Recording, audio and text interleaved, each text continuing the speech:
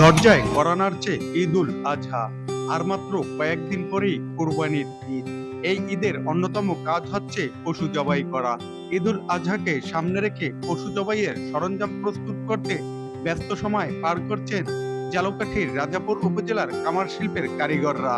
এখানে লোহা পুড়িয়ে তৈরি হচ্ছে দা, বটি ও চাপাতি। কামারপাড়ায় এখন কারিগরদের জন্য দম ফেলারও সময় নেই। খাওয়া দাওয়া ভুলে কাজ করছেন তারা। ভোর থেকে রাত পর্যন্ত চলছে এ কর্মযজ্ঞ।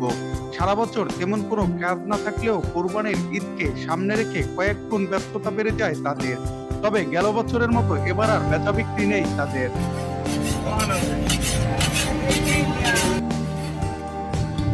কোরবানির পশু জবাই ও মাংস কাটার দা, ছুরি, বটি, চাপাতি তৈরিতে ও পুরনো দা, ছুরিতে নতুন করে শান দিতে ব্যস্ত হয়ে পড়েছেন রাজাপুর উপজেলার বিভিন্ন এলাকার কামার শিল্পীরা।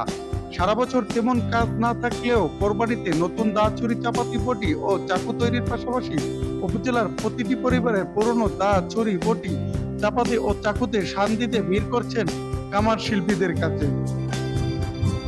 আবার কেউ কেউ এসব যন্ত্রপাতি কিনতেও ভিড় করছেন। এ সুযোগে তাদের কাজের দামও বেড়েছে।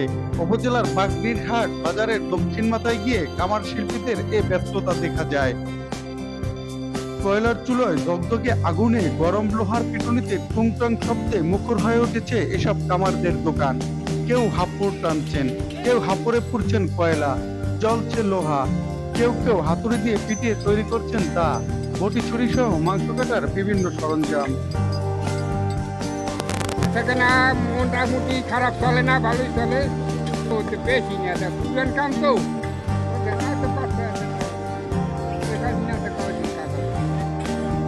আসতে পারে। এবার আর একটা আসতে পারবো, আর একটা পাম না। আজকের কাজের চাপ ভালো ভালো গেছে বারের তুলনায় কাজের চাপ এবার কম, তবে সামনে যে কয়েকদিন আছে কাজের চাপ বাড়তে পারে।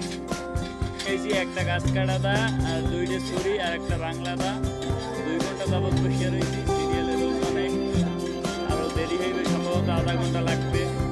সিরিয়ালে ডাবডি পাইন্ডেতে আইছি, সিরিয়ালে আছি বর্তমানে।